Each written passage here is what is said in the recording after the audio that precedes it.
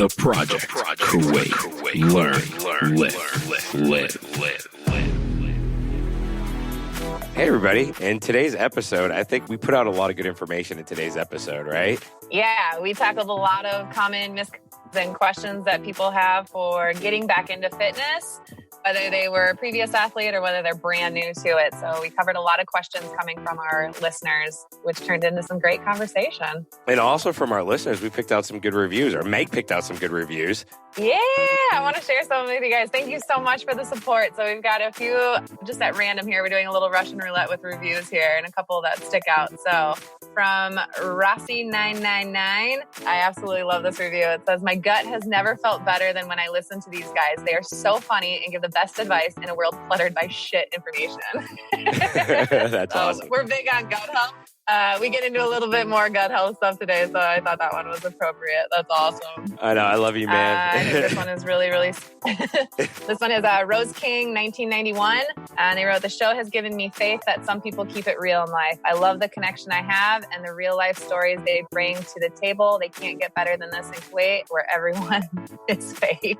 I didn't see the end of that. But oh, wow. I think it's cool. It's cool. I wouldn't say everyone is fake in Kuwait, but it's nice to know that we are bringing some realness and that we do have some relatable information for people. So that's awesome. So if you want some more information, listen to the show. I'm sure you're going to love it. And a shout out to our lifting scientist, Yusuf Abdullah. Thanks for listening to the show, man. Definitely listens to every show as soon as it drops. We really appreciate it. And the guy's a beast in the gym. So really appreciate it, buddy. You know, keep rocking with the listens and keep giving us your feedback. And everyone else, keep writing us reviews. And if you have any questions, DM us at any time. Guys, thank you. All this and more in today's episode. All right, I'm recording. Am I kicking off the intro? Yeah. Meg joined us from the U.S. after Costa Rica. So how was ziplining?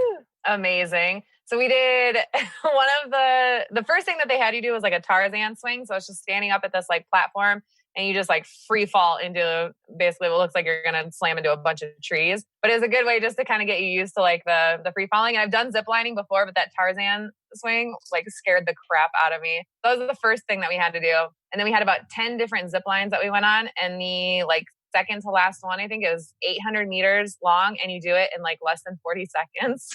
It's like so intense, but you have to keep your knees tucked up like super high. If your feet drop down just a little bit, like you'll stop like halfway and then you have to like literally crawl the rest of the way. So I was literally like, my feet, I was like, were pretty much behind my head. I was just like trying to stay up like as hard as I could so I wouldn't get stuck halfway on it. But the sights were absolutely incredible.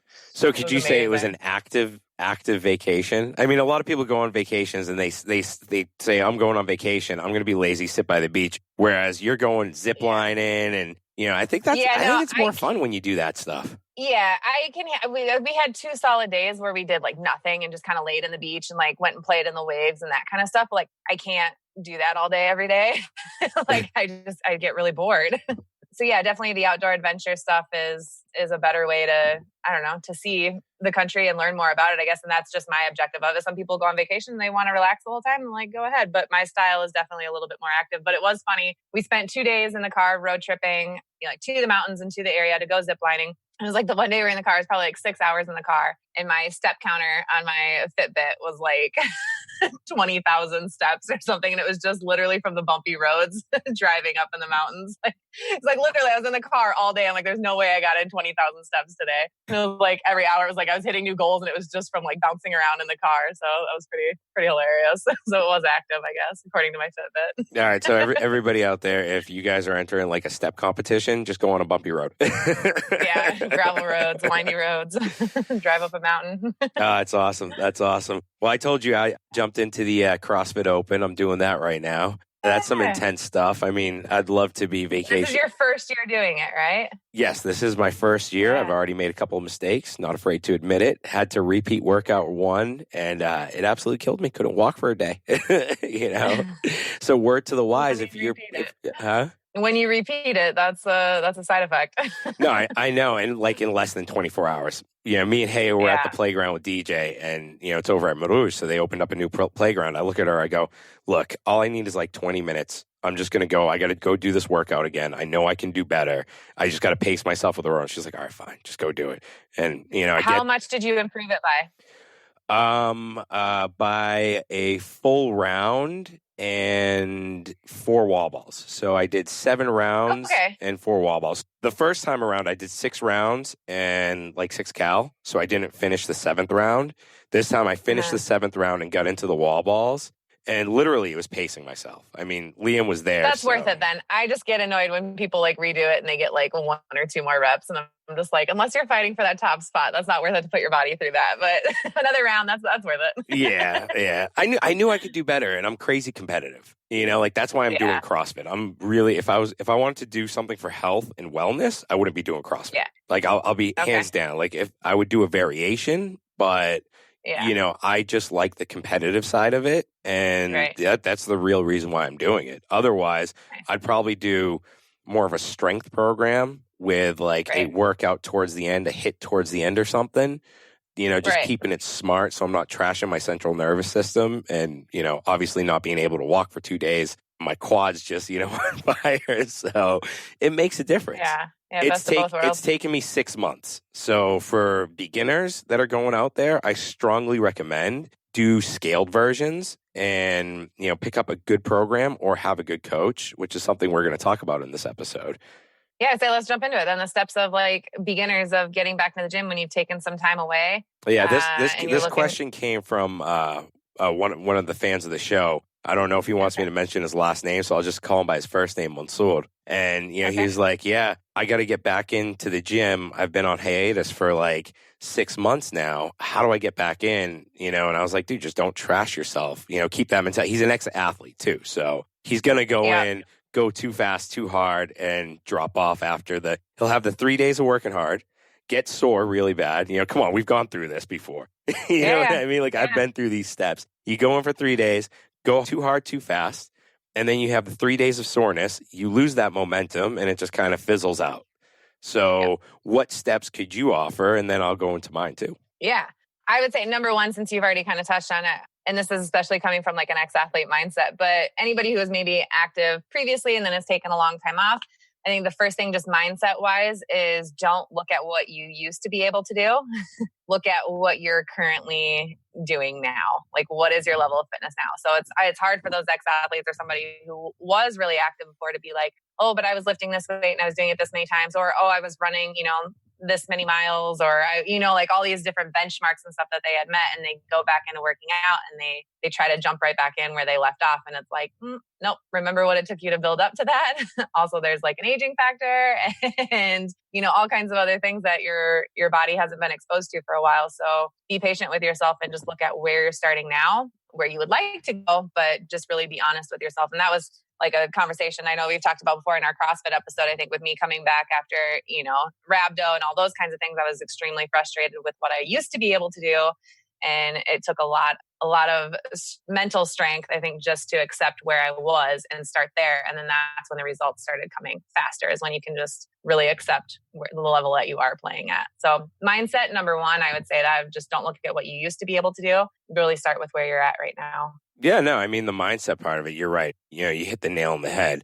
And I think one thing that I could add to it is, as an ex-athlete, you know, being an ex-baseball player, soccer, all of that coupled into each other, just go into it with an open mind and do the mundane things. Like you said, if you have to go back to doing, you know, air squats, you know, do the air squats. Don't throw 100 kilos on the bar. Walking, exactly. You know, like get through the routine part of it. You know, I think the routine, I think a lot of people forget that once you build a routine, I think it's like, 29 days to actually build a routine and get it set in stone. Or I've always gone with a week. Like for me, if I get a week out of the way of doing something, then the routine's built in and it's not a chore. It's something that I enjoy doing at that point. Right. And if you enjoy doing... It should always be something that you enjoy. Like when we're talking routines and stuff, like some people are like, oh, you should just do it so much that it becomes like an autopilot thing. And I'm like, no, that sounds horrible. Like, I don't want to do anything on autopilot. I don't want to just like go through the motions of a day or go through like, it should be something that you enjoy, something that you look forward to doing, and something that you do because you know that like you value it. It's going to make you feel good. Like you understand the direction that you're going. So I think the first step with that is just decide and define, like, why are you wanting to get back into the gym? Why are you wanting to get healthy again? Why are you wanting to work out? Like decide and define what that is. And that's going to help you figure out that schedule and that routine. And hopefully it's something that you enjoy. Yeah. I mean, if you get to that point, then, you'll get into the routine of it, get into the scheduling of it. And I mean, for me, I was 116 kilos. I couldn't run after my friggin' 1-year-old. So that to me was a wake up call. And I was like, all right, you know what? This is why I'm doing it. I set my routine with Haya where I'd get home from work. Me and her would walk to the gym together. So that was part of the plan. And it was like, if there was a night that I didn't feel like going, she would talk me into it. So I would definitely advocate, get a gym buddy. You'd be surprised how much easier it is to work out, or at least go to the workout with someone that you can laugh with, talk with. And we used to walk to the gym, and it made it that much better because by the time you get to the gym, you're already kind of warmed up and you're ready to go. Yeah, totally. And you get out of the mindset of, oh, do I really have to? Like once you get there, it's like, all right, let's kick this workout's ass. So. And we've talked about that before too. It's like that mindset of getting there is hard. Like, right, you're in the moment, you're after a day of work or whatever, in the morning, like you're on your couch, you're in your bed, you're comfortable. And the thought of getting up and going to do it sounds just kind of hard. It doesn't, like you don't want to do it. But when you do take that action, it's like once you get there, you're fine. So like you said, like a walk there, and sometimes even, that's why I say, even starting with a walk is okay, of just getting out of the house and just making that much of an effort of going and walking around for a little bit, whether you come right back home after that or you actually, do your workout after that, whatever it is, like start with whatever level you're at, but just taking that action makes it a lot easier to continue on, because then you always feel good after that. Like no one's going to finish that walk and be like, oh, I wish I would have just stayed on my couch. Like generally that's not the feeling that you get after doing something, gentle like that. Yeah. But I like what you touched on with like you guys talking about the structure that you needed in place to make it happen. And so I'd say decide and define why you want to get back into working out first of all. And then the next thing is organize. Like what structures do you need in place? Maybe you have to pack your bag the night before. Maybe you need to find a gym that's close to home or close to work or something that's going to be on the way. Like look for all those reasons and obstacles of why you're not doing it and kind of figure out what structures do you need in place that's going to actually help you follow through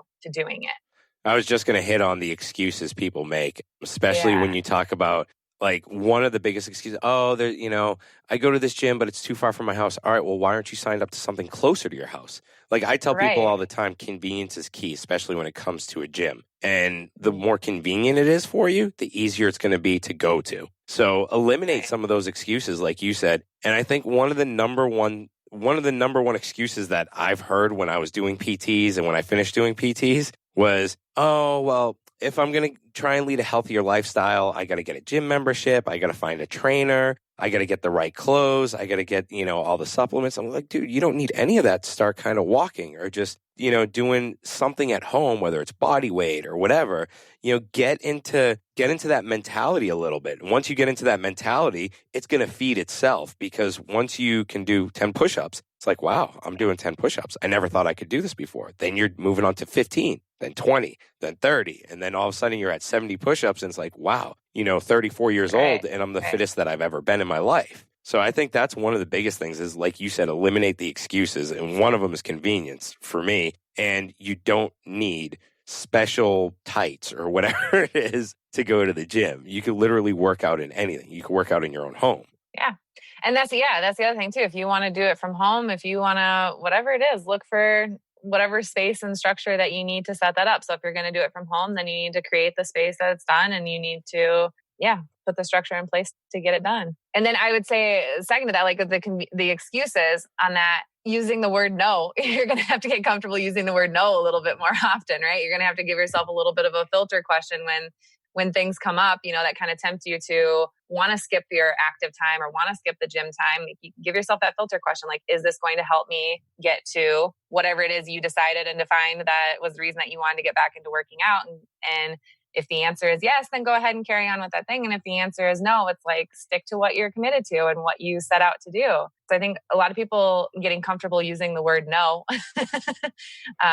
is part of it for getting back into the routine. There's a lot of stuff of just like, but that's part of that deciding and defining, right? Is define what you're willing to give up at this point. And if you're not willing to give up, going out to dinner every single night with friends or whatever, then where's something else in the structure in the day that you are willing to give up to where you can work that time in. And, over time, then you can start to kind of find that balance between the social obligations, between your health, between your work, between your family life, whatever it is. But getting comfortable using the word no, I think is something for a lot of people too when they are getting back into the gym. Yeah, and I think you hit on a point that I wanted to talk about too, where a lot of guys here, or a lot of guys that I talk to say, oh, I just don't have the time because I have diwaniya, I have this, I have that. And I literally this conversation, because I have another question followed up later on by someone else that was, that approached me on a similar topic. And I was like, look, yeah, you have your diwaniya. And if you're doing that every day, and it encompasses sitting down and, eating Hardee's, playing video games, like, I'm not telling you it's bad food or this is bad or it's a bad habit. Maybe you need that mentally, but you want to think about the risk versus reward. If you're going to sit down for say you sat down for 7 hours of work, and then you sat down for 2 or 3 hours in the car, and then you're going to sit down later on at night with your friends, eating Hardee's and playing video games or watching the football match, like, kind of got to reevaluate some of these things. I know some of the older people that I knew in the States would walk around and listen to the Red Sox game, and it was something they did so that they weren't sitting on their couch, which is a good routine to follow. And for your friends, you can build that diwaniya atmosphere at the gym. And I think it's pretty cool, because you could go to the gym. Once you make friends, you make a whole new echelon of friends. Like, all your friends are new. They all have a different mentality. They're all probably in that mindset, and you learn from that. I mean, you've been in the gym scene probably just as long as me, so it's something you learn from. Oh, and I've got friends with people that, I would have never crossed paths with these people any other way. And I'm like so grateful for it, because so many different backgrounds and so many personalities and stuff, and you look at like the typical, like who my friends were in high school, who my friends were in college, and none of these people really fit in with like those groups that I was exposed to in those times. So it's just, I absolutely love it. But it's funny, we used to joke all the time running the women's gym in Kuwait, and we would always joke that like that was like our diwaniya, because the men typically have their dwaniyas that they're going to throughout the week. And the girls, it was like they would come and do the workout, and they were like little gym rats. They were hanging out there for like 3-4 hours like a day. But it was cool because it was just this open, nice atmosphere where everyone can just be relaxed, and we're moving and we're playing and we're having fun and we're testing, abilities, and just good conversation comes up through it. So it's very healthy social connection. But if your diwaniya is something where it's like Hardee's and video games where you're not really even talking to other people, like, I would say, where's even like the social health benefit in that? Sometimes 100% going to grab a cup of coffee can be just as healthy as going to the gym, depending on the, conversation that you're having. Maybe it's something that you need at that time. But yeah, I would say just look at the health benefits that you're getting from those little parts of your daily life. Yeah. And reevaluate. No, exactly. And I think for some of the guy who asked me this question specifically was a high level athlete at one point. So I think the other thing is, when you make friends at the gym and that becomes your social scene, so to speak, you're going to start learning from the younger guys. And honestly, I've learned a lot over the last 7 months from younger kids, because let's face it, they're getting the fresh information, let's be realistic. They are more in depth in what's new and what's coming out versus what we're going to see. Yeah, we read all these articles and studies and everything, but their information is so much different than what we had 10 years ago and what we have right now for our age group. And, take it as an opportunity to get back into it, learn, and reevaluate, certain aspects of your workout routine too. And get over the intimidation factor. Yeah. A lot of people, they have that fear. They're like, oh, I need to get in shape before I go to the gym, which doesn't make any sense to me. I know, right? Just like you have a body. That's the only requirement. And anybody is going to be excited to see anybody coming in there. And because anybody who's in the gym, they value their health, they value their body and how they're moving. They know that it's something good. So anybody who's coming in to do that, they're going to be welcoming of it. Like, nobody is judging you. Nobody is, if anything, they want to try to help you. And if you're that intimidated of going in and not knowing what to do on your own, then that's when I would say where like group classes can be really good, just to build up some confidence and getting around people and kind of getting that sense of community, or getting a personal trainer that can help you walk you through, just getting a little bit more confidence in how you move your body, just getting a little bit of a background. But to get in shape before you go to the gym or being intimidated by it, that's just a big story, I think, that kind of gets played around in our heads, but it's not necessarily the truth. And it depends on the gym environment too. I mean, there's some gyms, I'll be honest, I've walked into some gyms too, and it's not a pleasant environment. Yeah, no, that's very true. that's where you go in and you check things out. So there's the convenience factor of, yes, of like find something that is convenient for you, but like also like find a space that you enjoy. And if that's a little bit of a further trip for you, again, that goes back to evaluating your structure and deciding and defining what you really want. And hopefully it all works out. It's like you'll find a way to make it work. No, It's exactly. really what you want. No, you're right. You're right. And I mean, for some of the guys, especially the competitive ones, I think even for myself, going to a new gym, it can be intimidating for me. And I've been going to gyms for almost 20 years now. Totally. And it's like you walk in, especially like some of the gyms here in Kuwait, if you go to the big box gyms, you go in there and they're like, you get the big guys, like the really big guys, the ones that are on like magazine type of deals. And it's intimidating for me, like it's definitely intimidating for me. Yeah. But they're worried about their workout, and if they come over and they're not going to make fun of you, they're not going to laugh at you.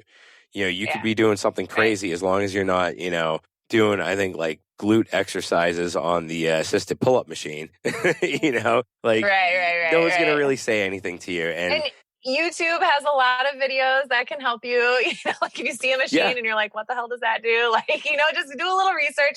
I thought that was pretty cool. I had a client and I was going to run her through some like barbell movements and stuff. And so I'd sent her a list of all the movements that we were going to be doing, actually look things up and kind of research a little bit. And she asked for, wanted to do that. And so I thought that was really cool. So if you're unsure, just, kind of start looking up some videos and things and just build a little confidence that way of just like looking at something and at least being able to identify, what it's working or what it's for. Coming from the ex-athlete perspective as well, like the thing that can be hard for a lot is that when you're in that athlete or athletic environment, right, you're working out as a team and there's a goal, right? There's a game, a competition, something that's coming up that you're all working towards, and you've got that accountability. So I think, we've kind of touched on how do you rebuild those kinds of things when you go in. Now you're just doing it for general health and wellness and on your own. Like, again, what's your goal? Define that. What are you working towards? And, the accountability factor, find yourself a gym buddy, or maybe it's the group classes or something that kind of helps build that team environment again for you that you were so used to working out in for such a long time. And for me, that's what it was for me. That's why CrossFit worked so well after swimming, was because it had that group environment. And then there was competitions to train for. So it's like I was still had like this purpose. And then over time that's evolved into where I don't really do CrossFit anymore. And I enjoy working out by myself and I've got different goals and things, but that took a long time to just explore.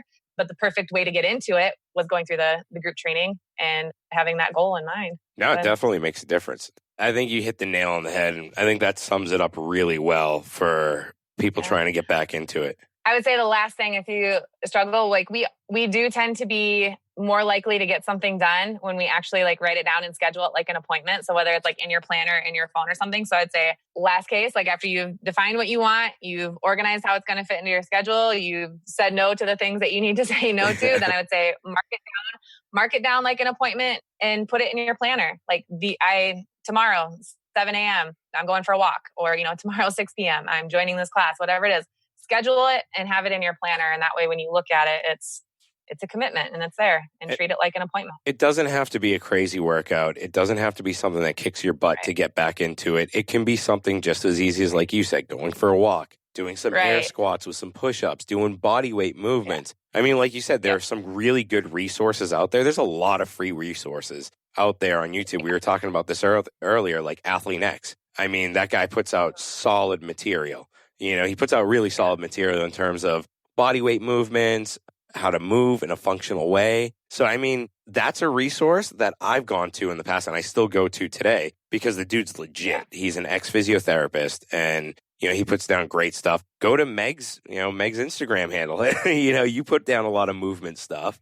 Yeah. So, I mean, it's worth. I am going to, because I'm coming off of a little break myself. So I'm easing back into it. Like I've been traveling. I've been living out of a suitcase since December 15th. I haven't stayed in a place more than 10 days at a time right now. So like I'm still moving every day, but it's not to what my body would like and what it's used to. Right. So I will be posting a lot more stuff. I'll take you guys on the journey with me of kind of easing back into the gym. And my goals for me right now is that, like walks are totally acceptable if I get out for a walk, during the day. It's winter here too. So it's like, if I get that in, like that's awesome. And the other things are just going to be hydrating. If you're new to working out again and you're going to join some classes, make sure you're really well hydrated, because that's going to help with the inflammation, because you're going to experience some inflammation once you're putting the body under a new kind of physical stress that it hasn't been under for a long time. Work in plenty of those active recovery days. So like going for the walks, maybe going for a swim, maybe biking, something like that, something gentle maybe that's what your first couple of weeks of getting back into the gym looks like, is what we would consider an active recovery day. And take it easy, ease into it. So lots of hydrating and then lots of stretching and moving around. Just explore where your body is right now, so that when you go into some of the more intense things, you know what you're working with. Yeah, no, exactly. I mean, if you're 34 years old, because I'm talking to you directly, buddy, if you're 34 years old, don't go in like a bat out of hell. Go in easy. Yeah. Remember, your body's completely different. You know, your stress levels are different. Your sleep, if it's not in check, get it in check. You know, there are all these little things that will add to you, you know, creating this ritual, so to speak. I call my gym routine as a ritual for me. Like, 100%. It's very ritualistic for me. 100%. It works. So dude, just, you know, DM us or call us if you need any more insight, you know, because we've all been there, and, you know, you can gain off of our experience, and Meg's going through it right now. So we know what your list is right now. Yeah. It's never ending. It's just, I don't know, sometimes life, you know, the structure is in place, but like I said, I haven't been in a single place long enough to really get a solid routine of like going to the same place or having the same equipment or being in the same environment. But again, every day I still move. And some days that's just my body weight here on the living room floor. Sometimes it's out going for a walk. Sometimes it's just some stretches first thing. Like, you still take what you have and you move with it every day. But yeah, start out easy, and I can't wait to get back to the weights. I bought a membership at a bouldering gym here, so I'm going to get into that a little bit too. Ooh, that sounds like fun. So you're going to come back on the show and talk about the gym life over in the States? I really hope so. I mean, because I'm assuming you guys are like five years ahead of us. So I want to see that sounds probably about right. I want to see what's going on at the gyms right now in the States. Because when I was there, I just went to a CrossFit box. It was like dirty, nasty, sweaty. You know what I mean? There's a lot of nice CrossFit boxes now. Like, I recently went back and visited my old one in Omaha, and that one, I mean, when we started, I was there, like, I helped put the tiles in the place. Like, it was a total shit box when we started, but now it's incredible. It's amazing the way it's kind of transformed, and you just see what people want. But looking at the gyms around here, justifying how much you pay for a CrossFit gym, because they are quite expensive. You do get some great coaching. You know, if you do your resource and find the gyms that are doing well, the good programming and stuff like that. So you can get some great programming, you can get some great equipment, some great space. You get that community aspect where it makes things like, you know, working that into your schedule and all those benefits that we were talking about before. So you can justify it. But I chose to get out of the CrossFit gym, even though like that's what I wanted. I'm like, I want like the CrossFit gym setup. I know I can use that equipment. I know my way around that. I'm comfortable with that environment. But I just don't want to do the group classes all the time. But the place that I found, it's got the bouldering, it's got a yoga studio, and it's got like the open CrossFit gym equipment and kind of space. So it's like the best of all the worlds. And it's got a sauna too, which you don't find in a lot of CrossFit gyms. Oh, that's so sweet, dude. That is awesome. That is awesome. I totally got a shitty membership just for a sauna. So like, that's awesome. Like when you can get a CrossFit box with a sauna, it's a plus. Pretty big deal. I mean, you know, the gym I go to, I've been like, dude, just get a sauna, please. So I signed up at another gym last year, and you know, it's a decent gym. It's just for the sauna. Just for the sauna. And they have a CrossFit box, but their space is extremely limited. And it's like, dude, I go in there to work out and I can't even work out. It's like, oh my God, I basically wasted all this money, you know, for a sauna and for this, you know, the pool and everything. And it's not working for me. So like, good for you, man. Good for you. That's awesome. Yeah, I was excited. It's an investment too. Let's say like gym memberships and things like that. Just look at what you're willing to, again, what you're working towards and what you're willing to put in. And again, that means maybe saying no, like a higher gym membership somewhere that's got all the bells and whistles and things that you want. Then what are you maybe going to have to say no to in order to make that happen? I know, right? And it probably is something like less coffee, you know, less going out to eat, you know, something along those lines, which is totally cool. Yeah, it'll make a difference. Yeah. So moving on to that, to probably like the number 2 hottest question in the fitness industry. All right. Something that a lot of people here in Kuwait ask me about. And it was my buddy, Boudries, and I'm just going to call him Boudries. All right. Because I saw that when you had texted that, and I was like, am I supposed to know that name? I'm like, what is that? Yeah, he might be a little iffy about me bringing that up on the show. And guys, if you guys have a question and you DM us, all right, let us know if it's okay to use your name, if you want us to use your full name or an alias or whatever. Your preferred name. Yeah, your preferred name on the show. That's, you know, it's a lot better. That way we know what to do. So I'm just going to call you that. But he asked me, can I lose fat and gain muscle at the same time? Now that's in my wheelhouse, so to speak, because I've been up that alley so many times. So I want to hear your perspective on it, and then I'll give you mine. Yeah, absolutely. Losing fat and gaining muscle, 100%. I would say with strength training is like a big factor in that. If that's your goal is to lose some fat and gain some muscle, then I think strength training is going to be probably the best avenue for that. I think cardio promotes some fat loss, but the benefits that you get through strength training just far outweighs that rather than just relying on cardio. So I think the best of both worlds. I think having a little bit of cardio with some strength training is going to be the best way to ensure that you're losing fat and gaining muscle. But I will say that the biggest thing that can kill that too, again, is going back to the inflammation in your body. And that's going to be through your diet. That's going to be through your sleep. And that's going to be through the way you structure those workouts and that movement. So that's my take on fat and muscle. I think absolutely 100% is possible. Strength training is going to be the key to it, but just don't forget what can undermine that process, and that would be nutrition and sleep. You're 100% right. The only thing I would add to it is like, look, a lot of people go into it with the mindset of, all right, I'm going to do my strength training for 30 minutes, and then I'm going to go over and jump on the treadmill for an hour. Okay, you jump on the treadmill for an hour. Right. Yes, you're definitely going to see weight loss. You're definitely going to lose weight. You're not necessarily always going to lose muscle from it, but you're going to reduce your weight for what, maybe 3, 4, 5 weeks tops from doing cardio alone and, you know, trying to be reliant on that versus when you go into strength training, it's always kind of, you always see these small goals. Like you always win. You're always winning every couple of weeks because you're probably getting stronger at a lift or, you know, you're moving faster. And the best programs that have worked for my body type, and I'm saying specifically for me is, you know, and this is when I was I'm trying to lose fat and, you know, get the physique type of deal, was full body 3 times a week with 2 days of high intensity interval training, but not your typical HIIT on a treadmill. No, it would be 15 wind sprints. You know, I would do a wind sprint for say about 100 meters and then walk for 50 meters and recuperate and get those fast twitch muscle fibers going in my body because that was just sending a different signal. Now, your body can only handle that really 2 times a week, depending on what type of person you are, because you're frying your CNS. When you do something that high intensive, where you're going 100 meters all out sprint, that's hefty on the system, right? You know, you can't really get away with doing that every day. And I tried to get away with it every day, and it just did not work out.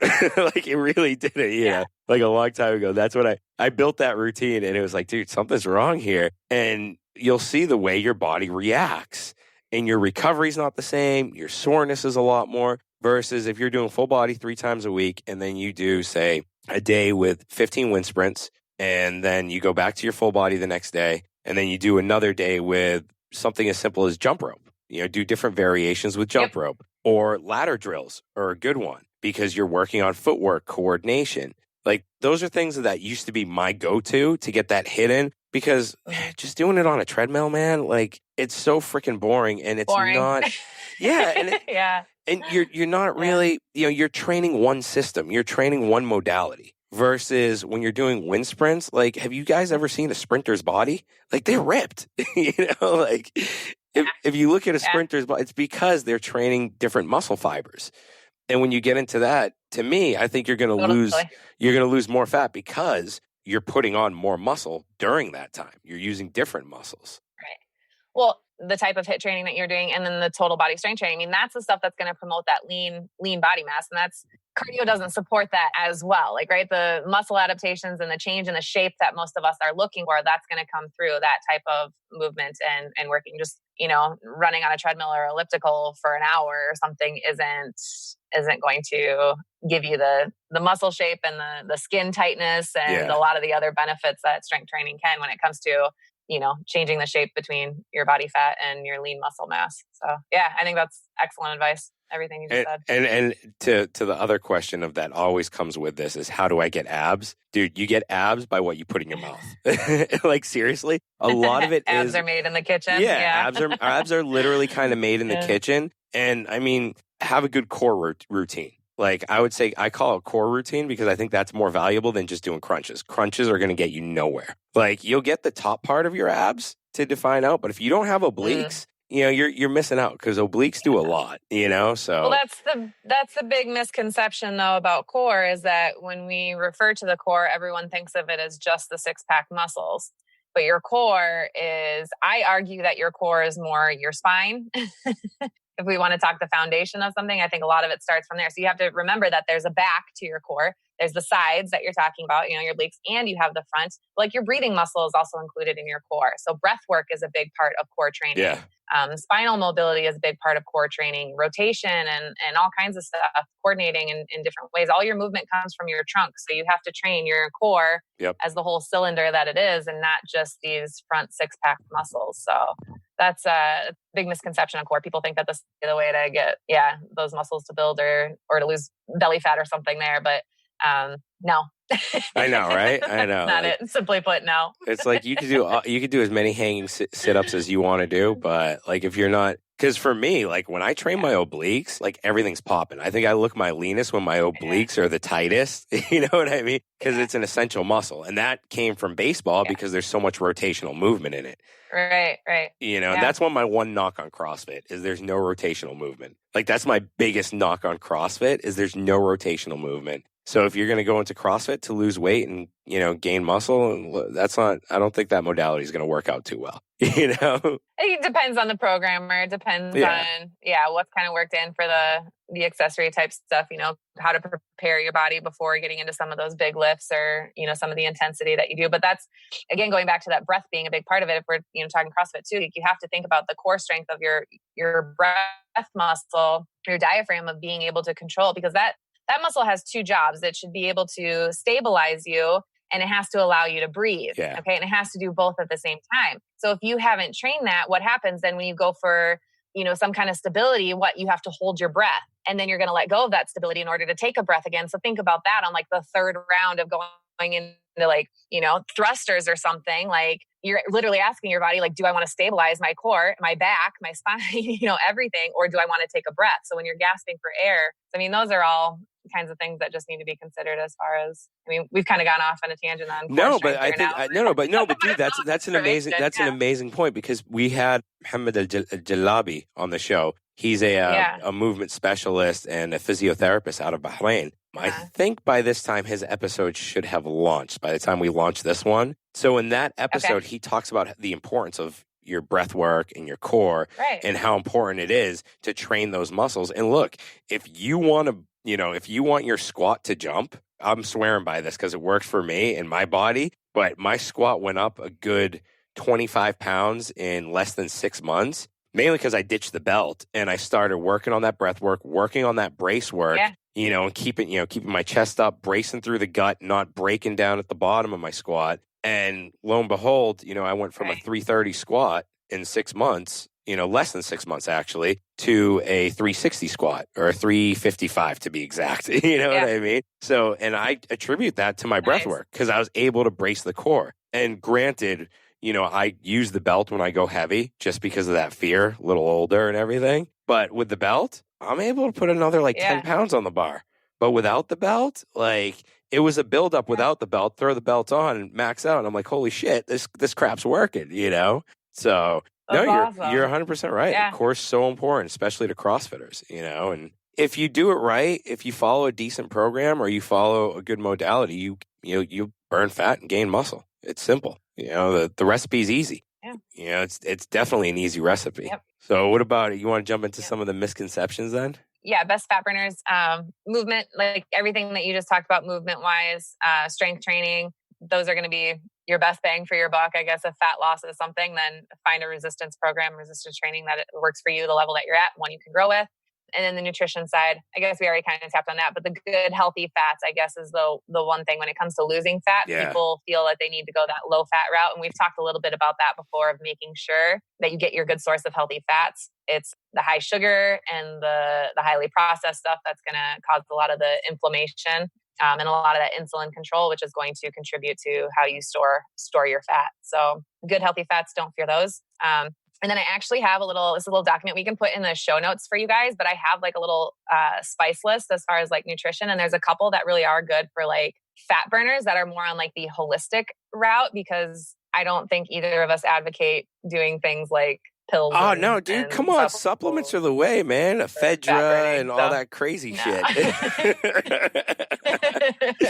Like if you're not I'm on gonna like say no. if you're not on like the biggest hype of caffeine, you know, like dude, that's all fat burner is. It's caffeine. Like you're just really getting caffeine. Like have a couple of cups of coffee. It's probably safer for you than grabbing a fat burner with, 800 milligrams of caffeine in it. Like there are health hazards. Like when you get some of these fat burners, there should be a health hazard sign on it, because if you elevate your heart rate that high and you're an older person, you're looking at a world of trouble. Yeah, it can be really scary. That stuff, a lot of that stuff just isn't regulated the way that it should be. A lot of supplements just aren't.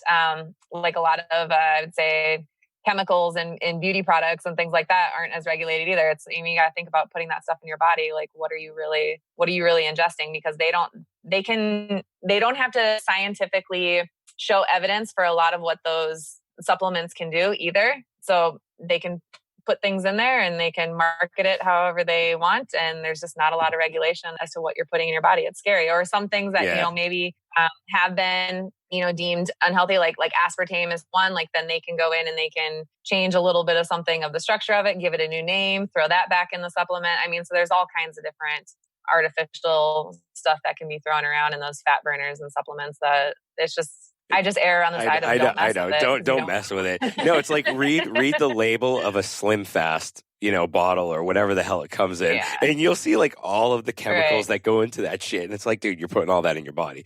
Like, it's just, really, it's not worth it. If anyone's going to do anything, something that I've used to aid in fat loss has been creatine, because creatine has been shown to support muscle growth and, like all that stuff. So creatine for me has always worked, and it's more of a muscle builder than anything, specifically for me. And creatine won't work for everybody. There are some people that just don't respond to creatine. Yeah. But for me, luckily, thank God, like I respond, like it's a magic pill for my body. I don't know why. It just works perfectly for me, but all the other crap out there, like hydroxycut, dude, stay away from that shit.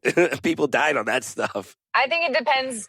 And I think it depends on the volume of training that you're doing too. And again, like what you're trying to prepare for and what you're working towards is, something like supplementing with creatine. Is that necessary?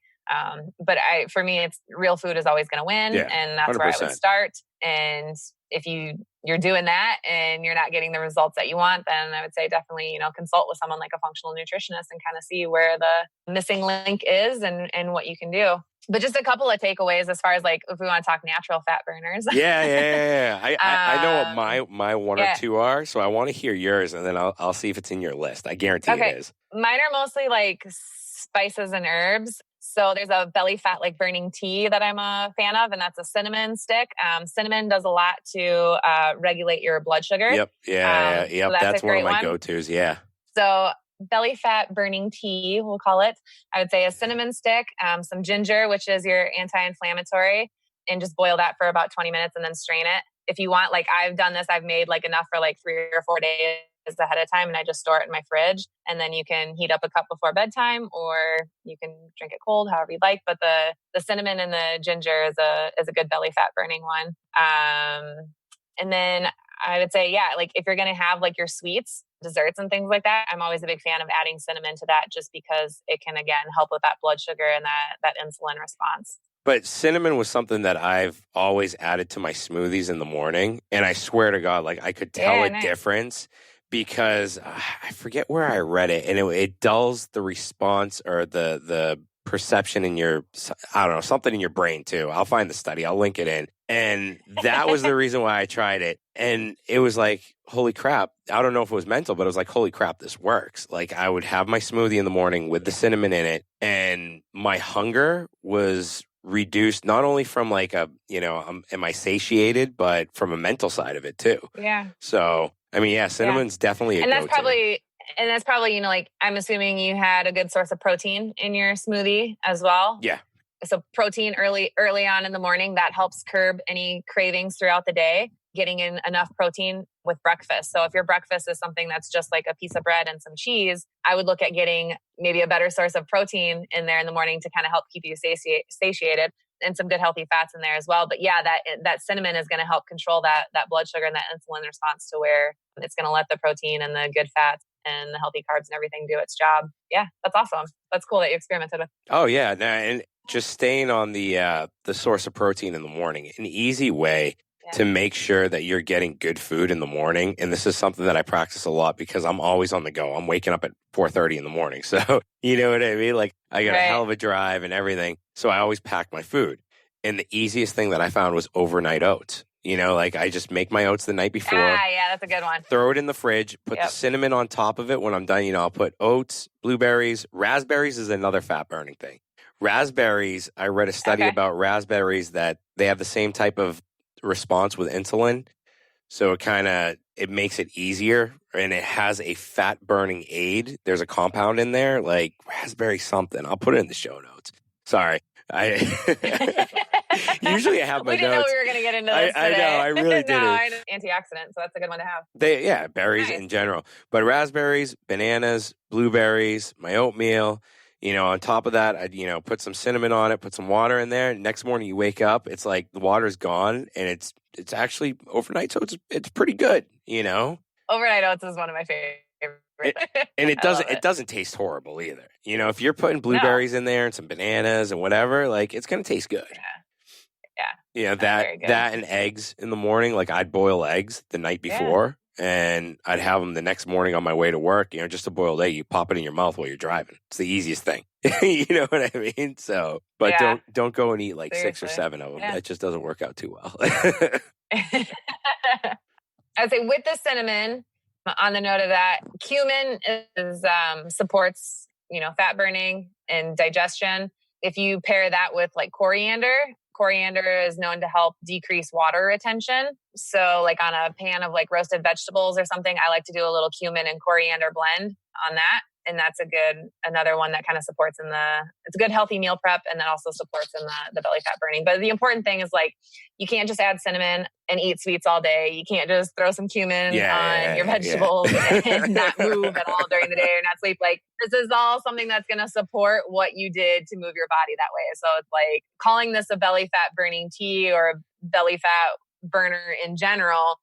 You can't just eat it and that's the end of the story. Like this is all part of all systems working together. So it's digestion wise, there are natural things that you can do to help support that, but the bulk of it is going to come from your good nutrition, your quality sleep, and then your strength training. So, and fiber. Fiber, 100%. Yeah. Fiber is a big one. Like fiber for me was like, it was huge. Like it really helped me out because when you do start reducing some of the fats in your diet, if you lead a very fat-centric diet, like saturated fat diet, once you start reducing down, I don't even know how to put this, your bowel movements change, you know? So the fiber in your diet is going to aid in terms of digestion and just like, reducing the bloat a little bit, but too much fiber will cause bloating too. So it's a fine line. It's a really fine line. It's a fine line. And that's where checking out your poop comes in handy and you know what side of that line you're on. Exactly. You know what? We could have the functional nutritionist back on again just to talk about poop. We got to have an episode talking about that aspect. Poop talk. I feel like we always end up talking about poop. But it's a natural, normal thing, dude. Got to talk about it. Yeah, that's awesome. It's funny. Have you seen the have you seen the dude on Instagram where he has a commercial and it's like him on a toilet with like toilet paper saying, "You got to investigate your poop to lose weight." And I'm like, dude, really? Now you're selling people on this shit, literally? That's hilarious. Hey, but it's not wrong. I know, right? Right? A lot of information being given there. I know, dude, but it's like, what is he peddling so that he's selling a program or whatever the hell he's selling to people to examine their poop? And if you're going to examine your poop, send it off to a lab. Like, don't, like, I don't even want to know what this guy's selling, to be honest with you. I really don't. Yeah. So we can tag the poop chart in the show notes in this one too. You guys can do a little self-discovery there if you like. All right, so I will tag that in the show notes. Oh man, just for the hell of it.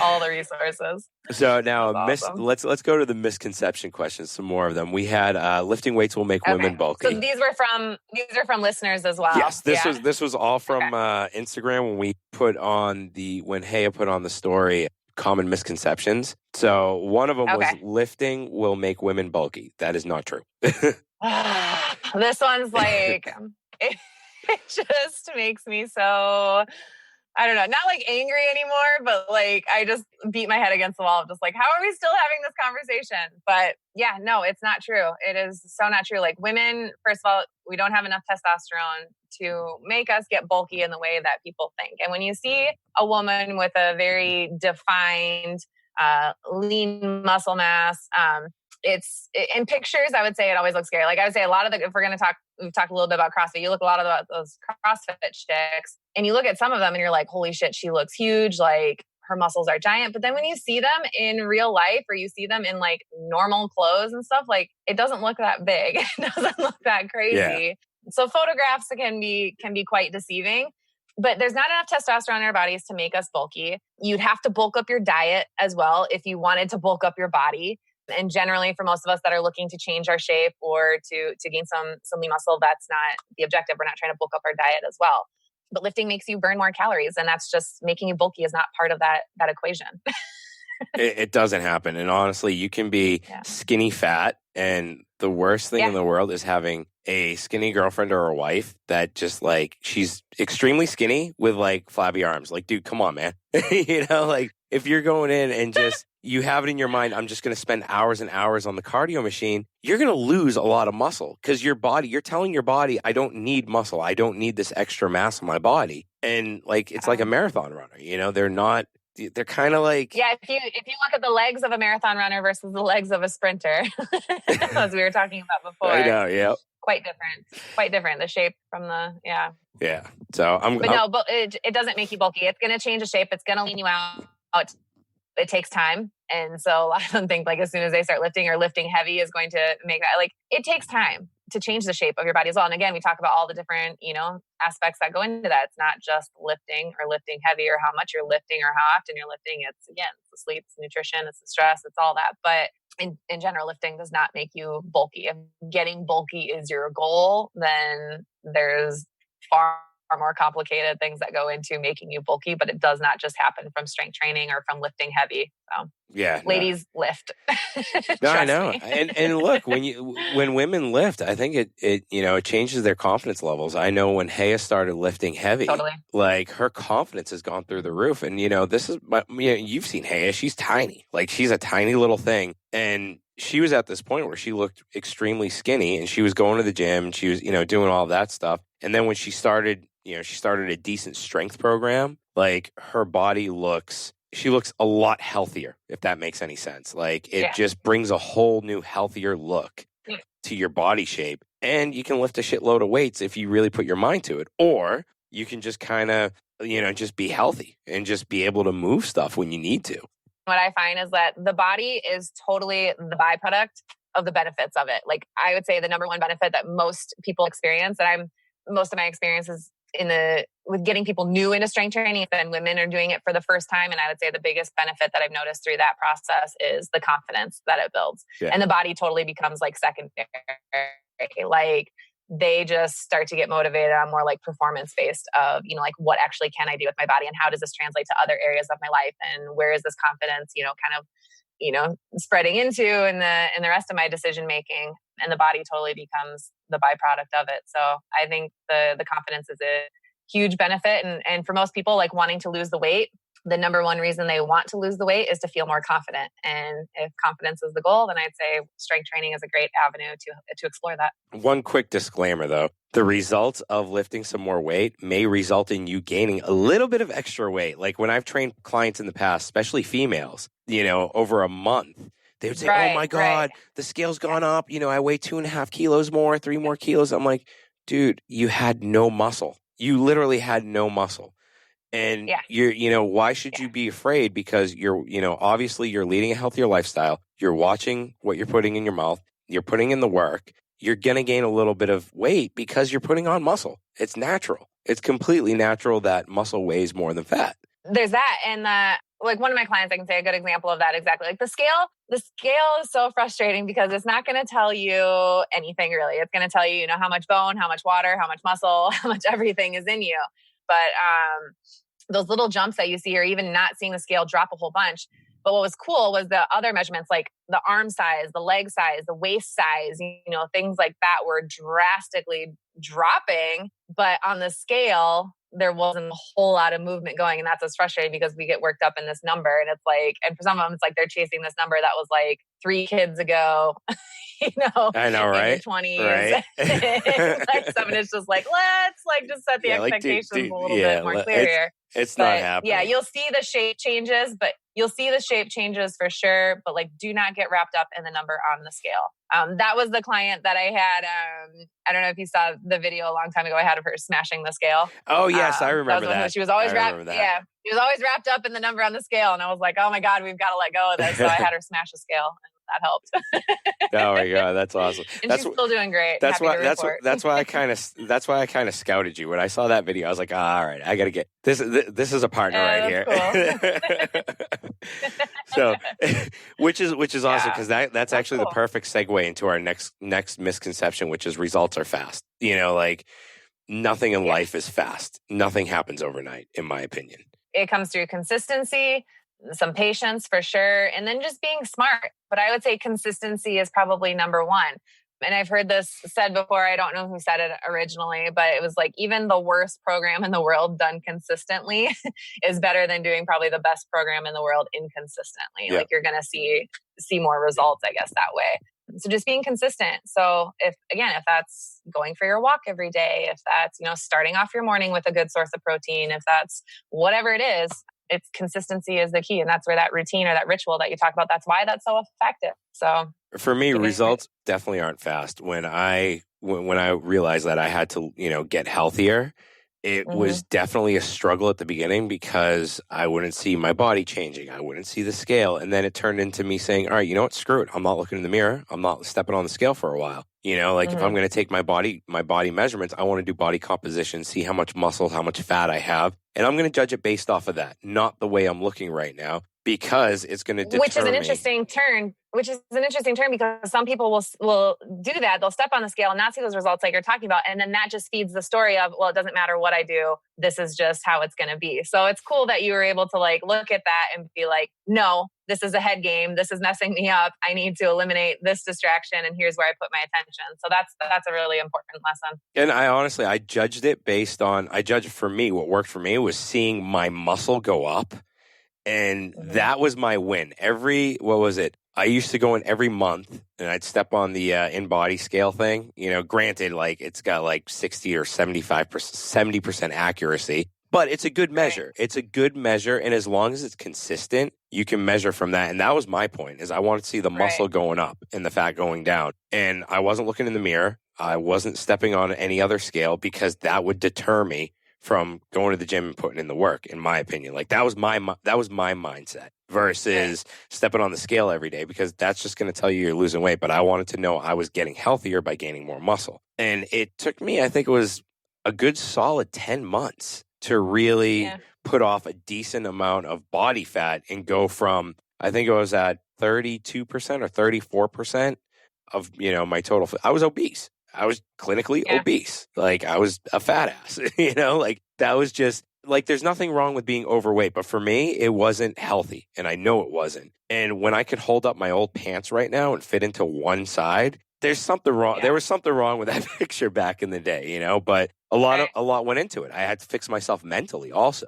I had to deal with certain demons. I was eating my problems away. Why was I eating? I had to find out that question. Once I found that out, it just helped my consistency in the gym over a 10-month period and dropping around 30 kilos, which was, to me, that was a lot. And I was happy at the end of it because I did it right. I didn't have all this extra skin. I didn't have all this crazy bad shit going on with my body. Like, yeah, you can do that in a couple months. You could do that in 3 months, but how healthy is it? What are you going to put your body through? That's a lot of shock. And then you're going to come out of it. And that's the biggest, like you touched on that really well. I'm talking about like, I'm doing this for my health, because a lot of people confuse aesthetics and health to be the same thing. And that's not necessarily true. And the weight gain is not just a matter of the food and of the movement. And as you said, it's a lot of the mental shit too. How do I think about myself? How do I talk about myself? But then what am I, avoiding or struggling with that it's easier to supplement with food and all these other things that are going to boost my mood and boost my happy hormones and stuff, so that I don't have to face and deal with the things that I don't want to deal with.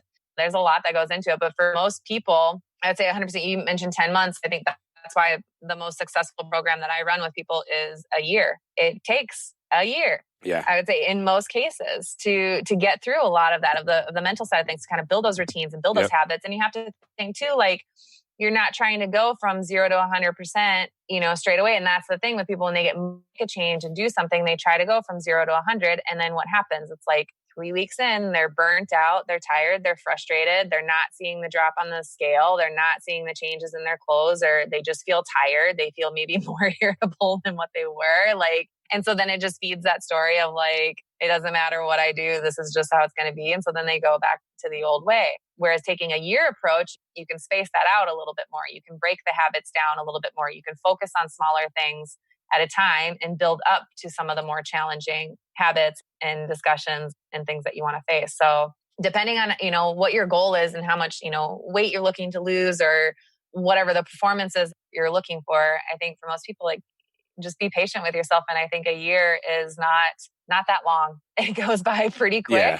Yeah. But it's a lot longer than what people are hoping for. They want to come in, 12 weeks before a wedding or 12 weeks before, something else. And they want to crash their way into getting the body because they're confusing that aesthetics and health to be the same thing. Yeah, no, you're 100% right. I mean, you could do a crash diet and odds are you're either going to, like you said, you're going to get hurt, burnt out, or you're going to have something go wrong with your health. And I've seen it happen before. Yeah. Like, I've definitely seen it before. And you just got to be smart about it. Like, you definitely have to be smart about it. I mean, I'm building a house. I've been building a house for a year and a half.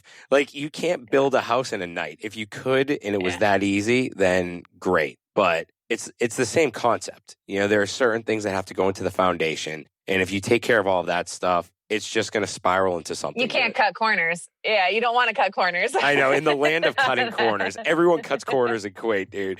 Like, It's like everyone wants that magic pill. Dude, there really isn't. Unless you're going in, like, even gastric bypass, there's work to do in that. Like I've known people that have gotten gastric bypass. And the ones who have done it right, there was a lot of work. Like, one of the guys that I knew did it right. He went to a psychologist, found out what his problems were. And I mean, he was like morbidly obese. And he said the mental side of it was the biggest obstacle. And when he found out why he was eating, and then he stopped eating as much, but he didn't see any of his results changing, that's why he turned to gastric bypass. And now he's doing pretty good. He's doing really well for himself. Mentally, he told me the other day, he's like, mentally, I'm in a really good place right now. So, I mean, that has... Did you see the video that CrossFit put out recently? Sorry, I think our audios are overlapped a little bit, so I don't mean to be cutting you off if I am. It sounds like there's a pause and I jumped in.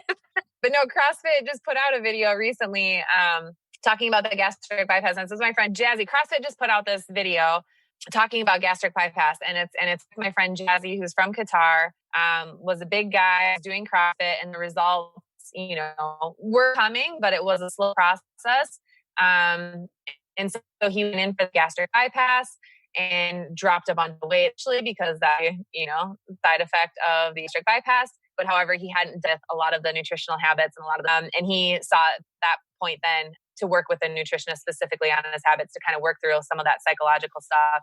And now he's doing it like the natural way, and is having incredible results, and it's staying off, and it's been an amazing journey. And he's such an inspiration to me and a lot of other people, but it's just interesting. Like, he had the surgery and then he ended up gaining the weight back and then had to go back and do it the right way. And the right way was, just being patient with yourself and the consistency, and then being able to face, again, that mental side, not dissociating the emotional and the physical stuff all in one. But it came down to building really good. We'll tag that video in the notes there too, probably. I feel like we've got a lot of good resources for people if they're looking to get back into fitness. I know, right? Get back into the gym. Yeah, this is going to be a good one. A lot of inspiration coming your way. I know, right? All right, so let's go with the last misconception or two more misconceptions. I think we already hit on carbs are not bad for you. Shitty carbs are bad for you. Like, not We've touched on it before in our nutrition ones. Yeah. I would say you have to look at carbs not as good or bad, or can I have them or can't I have them? I think just look at them as better or worse. And the whole fresh food type, those are going to be better. And then the highly processed ones are going to be your worst ones. So I think just decide what side of the line of quality do you want to be on. So you need carbs. You need that for energy. Your body functions very well with it. It knows what to do with that information. But again, it knows what to do with the whole food form of it, not the highly processed form of it. So look at carbs as better or worse and not as yes or no. Yeah, I mean, you have a different mindset. I look at carbs as some of them are shitty and some of them are good. You know what I mean? Like the Doritos. That's it, better or worse. Yeah. I mean, for me, like the Doritos are just bad for you. Like stay away from that shit. That would be worse. Yeah. 100%. And this goes back to the whole, analogy of like the bag of Doritos, like they are made in a lab. They are designed to taste good and so that you can eat a bunch of them because you can crush a bag of Doritos, no problem. But like, could you eat an entire bag of potatoes? Like, no. I kind of can. I kind of did the other day, to be honest with you. You would stop after one, I ate a whole bag of potatoes the other day. Like literally, I think I had like 14 potatoes, cut them all up, roasted them in the oven, and I just mowed. I went ham on them, dude. I love potatoes. Like it's so bad because you can kind of like too much of anything. Okay, is bad analogy. I know, but you know what? I'm straightforward. I'm an honest person. Right. Like, dude. Like, yeah, I love potatoes. They're just good, man. Like, they're just good. It's like in my gene pool. But I will say that eating a bag of potatoes probably didn't do the damage that eating a bag of Doritos. But at least your body still knows. Like, I mean, it's going to store that information away, but at least it's better information to store than the science that, made the Doritos. 100%. I'd just say go listen to episode 2. Don't diet. You know what I mean? Yeah. Just go listen to that episode. Yeah. We hit on that pretty well. Yeah. And then the last misconception someone wrote out was you don't need a coach. And which is true. I don't think you always need a coach. It depends on your goals. It goes back to what you were talking about earlier and what we were talking about earlier. I think people need to believe that they can be the best coach that they're ever going to have. And that really starts with just getting to learn your own body and by listening and paying attention.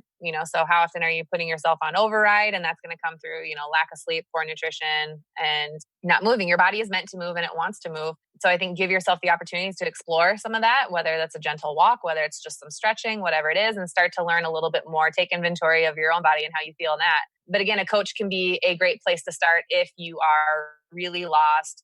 Maybe you've never done it before and you just want a little bit of guidance, but understand that the personal responsibility comes in with that. Like, so you hire the coach doesn't make the decisions for you. That's 1 hour out of your day, maybe 1 day a week, maybe 2 days a week. Even if it's every day, it's still only 1 hour out of that day. And there's a whole lot of other decisions that come into play that your coach isn't in control of. So use a coach if you want a little guidance, a little extra motivation, depending on what your goals are and what you want to get to. Right.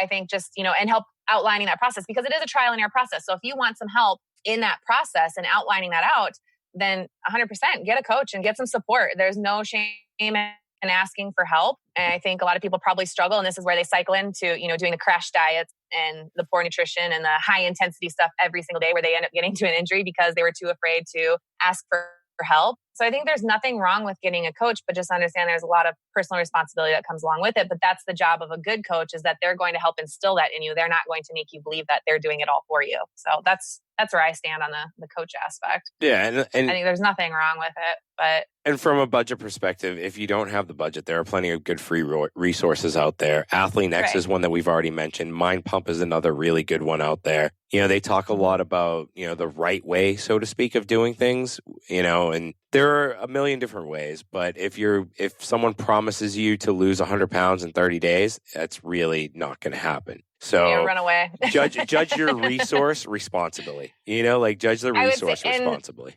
Right. And you have to look at it too. It's just like we were talking about with the gym memberships earlier. Like if you want a coach and you're saying that you can't afford it, yes, there's a ton of free resources out there, but also like, just think of the investment that you're willing to make. And this is an investment in your health. And if having a coach for a year's time to help you get into that routine and learn as much as you can about your body and get you self-sufficient with it, then again, go back to that kind of filter question of what are the things I might need to say no to in order to invest in my health this way. So there's no wrong way to go about just start, doing something, whether it's the walking, stretching, talking to someone. I do free consultations if anybody just wants a little bit of help of resources of where to go and what to learn. We can jump on calls for that. We've got loads of information coming through this podcast. So we'll direct you guys in the right place. Just whatever direction that is. Yeah, that totally cut off, by the way. Like it totally cut off. Damn it! It totally cut off. I got it on my again, so we should be. Yeah, but we should be okay. Yeah, because I got it on my He can't always use your end. That's the problem. So for the listeners, yeah, Meg just totally like spit out some really good information, but the internet connection, as usual, sucks. So it's gonna totally cut it out. You want me to retry? No, it's cool. It's cool. I mean, we'll throw all the resources into the show notes, and at the end of the day, like, I hope you guys got some good information out of this. I thought it was a good show. It was packed full of a lot of information, for seasoned athletes and non-seasoned athletes. Yeah. I think, just main takeaway. I don't know if it got in there or not, but I would say, your health is an investment. So decide what you need to start saying no to, what you need to start saying yes to in order to get to your best health. So, I think some awesome information. I'm excited to put those resources in there and get some more questions from you guys. And thanks for making the time to chat with me. It's always good dude, to get it was back awesome. To this. It was nice after a little break. It's always good to reach out to like the future world or the forward-thinking world. But look at you guys are the ones in the future. We're behind time here. Dude, really? I don't know about that, man. Like, I have no idea. But no, it's always good. Thanks, Meg. And thank you guys. And if you have any questions, DM us and we'll tackle them on the show like we did tonight. I think this was a good episode. So keep the questions coming, guys. Oh, reviews. We'll read that later. All right. We'll do it in the intro, everybody. Thanks again. All right. Bye. Thanks for listening to this episode. If you enjoyed it, please head over to iTunes to subscribe, rate, and leave a review. You can also find us on Instagram at The Project Kuwait. Thank you, and join us next time.